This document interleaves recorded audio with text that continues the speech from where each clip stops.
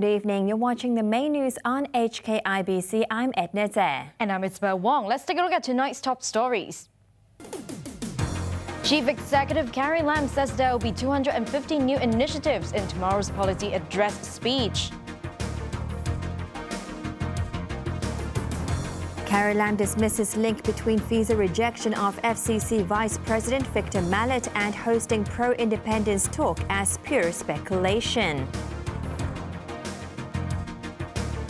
And 2 people convicted for blocking a bus they could not get on in Causeway Bay last year.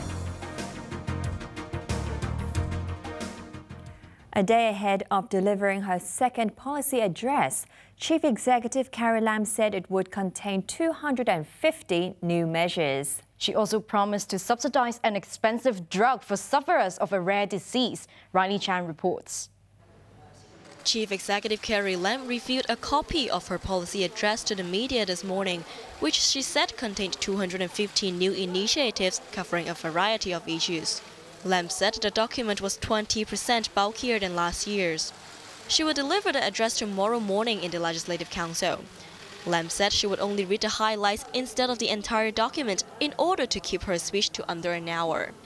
The chief executive touted her achievements in the past year. She said 78 initiatives in her last policy address had been implemented.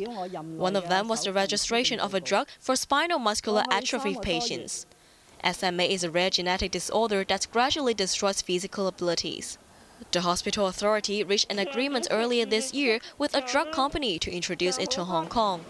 Prior to registration, the medication was provided to patients free of charge by the drug company. But now that the drug is registered in Hong Kong, the company will stop administering the drug for free.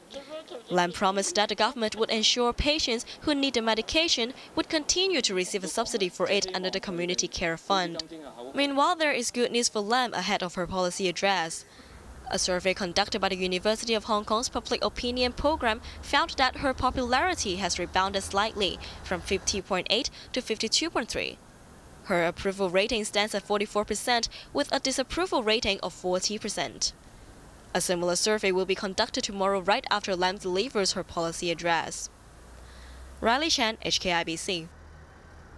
Chief Executive Carrie Lam has said it was pure speculation to link journalist Victor Mallet's visa rejection with him allowing a talk by a pro-independence figure at a Foreign Correspondents' Club in August. But she refused to disclose the reason why the Immigration Department denied Mallet a visa. His employer, the Financial Times, said it was appealing the decision. More from Riley Chan. Chief Executive Carrie Lam broke her silence today on Financial Times Asian News editor Victor Mallet, who had his work visa renewal application rejected by the Immigration Department on Friday. As a rule, not only locally but internationally, as a rule, we will never disclose. The Immigration Department will not disclose the individual circumstances of the case or the considerations of his decision. Critics say Mallet's agreements to host a talk at the Foreign Correspondents' Club in August by pro-independence advocate Andy Chan may have led to the visa denial.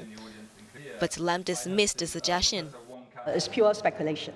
Lam also played down concerns over press freedom in Hong Kong. So can you tell us which of these is reporting and which is now unlawful advocacy? But sorry, I cannot tell you exactly what journalists should say or act or interview, but I can assure you, as I did in Cantonese, freedom of expression, freedom of reporting are core values in Hong Kong. Over 12,000 people have signed a petition calling on the government to explain its decision to deny Mallet a visa. The journalist broke his silence on Twitter this morning.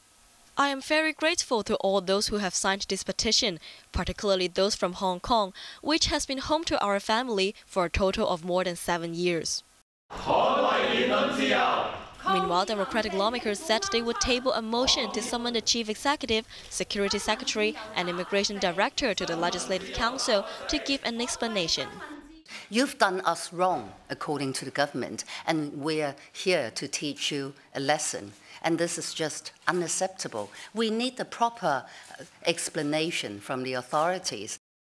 The European Union office to Hong Kong and Macau also criticized the visa rejection. In the absence of a credible alternative explanation from the authorities, the decision appears politically motivated and therefore raises serious concerns about freedom of the press and freedom of expression in Hong Kong. It added that the move sets a worrying precedent. Mallet's employer said it will appeal the Immigration Department's decision. Riley Chan, HKIBC. 2 people have been convicted for blocking a bus they could not get on in Causeway Bay last year. The magistrate adjourned sentencing to the end of this month, Yupina Ng reports. Wong Hei-yin and Victoria Ng arrived at Eastern Magistrate Court for their obstruction of public place or traffic charge. Wong faced an additional charge of common assault. They were accused of blocking a bus after they failed to get on it. The incident happened near a department store in Causeway Bay last October. Handing down her verdict today, Deputy Magistrate Leona Chan agreed with the defendants that they had the right to ask the bus driver why they were not allowed to get on board. But Chan said their actions had affected dozens of passengers, as the bus was forced to stop for 15 minutes. Citing video footage that was played in court, Chan said pedestrians had argued with the defendants. It showed that the pair was aware of their actions and should have also known that they were obstructing traffic. Chan found the pair guilty of obstruction of public place or traffic, but the magistrate acquitted Wong of common assault, as a prosecution witness believed the defendant only lost his balance at the time of the incident. The defendants pleaded for leniency, saying they hoped to get non-custodial sentences. But Chan decided to wait for reports from probation officers and adjourned sentencing to 30th of October. Yupinam, HKIBC. 2 men have died in a suspected murder-suicide in Sham Shui Po.